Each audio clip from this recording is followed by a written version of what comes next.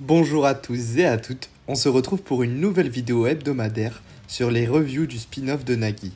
La semaine dernière, on a vu le moment où Reo et Nagi ont rejoint le projet Blue Lock de Jinpachi Ego, et cette semaine, on va voir leur début dans cet établissement. Mais juste avant que la vidéo commence, n'hésite pas à t'installer confortablement, à lâcher un like et à t'abonner. Je tiens aussi à te préciser que cette chaîne possède un Discord, donc si tu souhaites le rejoindre pour parler du manga ou débattre, clique sur le lien en commentaire. Sur ce, commençons.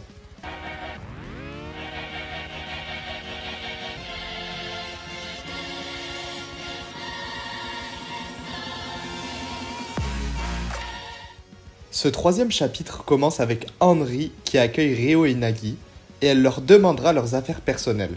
Évidemment, Nagi devra donner son tel, mais il ne voudra pas le lâcher étant donné qu'il veut toujours jouer aux jeux vidéo. Suite à ça, on voit le numéro qui leur a été attribué sur leur combine.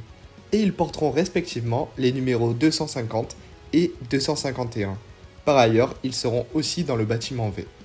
Ils rentreront dans la salle V avec d'autres joueurs, mais un seul les interpellera et il s'agit du capitaine de l'équipe Aomori Dadada. Sauf que le binôme l'a déjà oublié depuis longtemps, ce qui évidemment l'énervera. Puis, ils tomberont aussi sur un autre joueur qui peine à mettre ses vêtements de sport et il est en train de s'étouffer dedans. Alors, Reo et Nagi se jetteront sur lui pour lui enlever ses vêtements, et en fait, il avait juste inversé le pantalon et son haut. Donc c'est plutôt logique qu'il n'y ait pas de trou pour respirer de l'air. Puis, on a enfin sa présentation. Il s'agit de Zantetsu, qui nous est donc présenté comme un personnage idiot, en tout cas, c'est le plus bête du manga pour ceux qui l'ont lu. Suite à cette situation plutôt drôle, Jinpachi Ego apparaîtra sur la télé et se mettra à parler. Il expliquera que tous les gens dans la salle sont des rivaux et que le numéro est l'ordre du classement. Donc, le joueur le plus fort de la salle est Zantetsu, avec son numéro le 241 qu'il possède. Puis, il expliquera qu'à la fin, les meilleurs joueurs seront sélectionnés pour être les attaquants de l'équipe U20 du Japon, et suite à son discours, il lancera le test d'entrée qu'il appellera le jeu du loup. Il dispose de 136 secondes, et le dernier joueur à avoir touché la balle sera éliminé entièrement du projet Blue Lock. Et c'est le capitaine de l'équipe d'Aomori Dadada qui commence avec la balle. Sauf que ce n'est pas un loup classique. Il tirera dans la foule, sauf que tout le monde esquivera la balle. Puis, évidemment, il essaiera à tout prix de s'acharner sur Reo et Nagi, car il veut prendre sa revanche.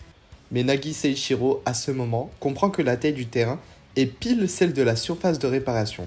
Et le temps de 136 secondes, Reo lui l'a compris, car les études ont montré que sur un match de 90 minutes, le temps moyen de possession de balle d'un joueur est de 136 secondes. Donc à la fin du jeu, techniquement, le joueur le plus faible sera éliminé du projet Blue Lock. Mais pendant ce temps, le joueur qui l'est chassé est de plus en plus énervé. Il essaiera des choses, mais Zantetsu s'interposera avec la réplique de Bouddha remixée à sa sauce. Et il lui piquera le ballon avec sa vitesse explosive. Évidemment, il n'a rien compris aux règles et il a confondu. Il pensait que le but du jeu était de récupérer la balle, et c'est pour ça qu'il demande à Jinpachi Ego de terminer le jeu, car selon lui, il a gagné. Reo et Nagi se moqueront de lui, ce qui l'énervera, et foncera tout droit sur le binôme. Il passera en zigzag tous les joueurs et impressionnera Reo. Il fera suite à ça une frappe enroulée en visant Reo, mais au tout dernier moment, la salle est surprise, car au final, c'est Nagi qu'il visait, et ce dernier se prendra la balle en pleine tête, sauf que malheureusement pour lui, il ne reste plus beaucoup de temps. Plus précisément, il lui reste 52 secondes et Nagi est donc maintenant le loup. Seulement voilà, maintenant que Nagi est en danger, il est prêt à éliminer n'importe qui pour survivre dans le projet Blue Lock.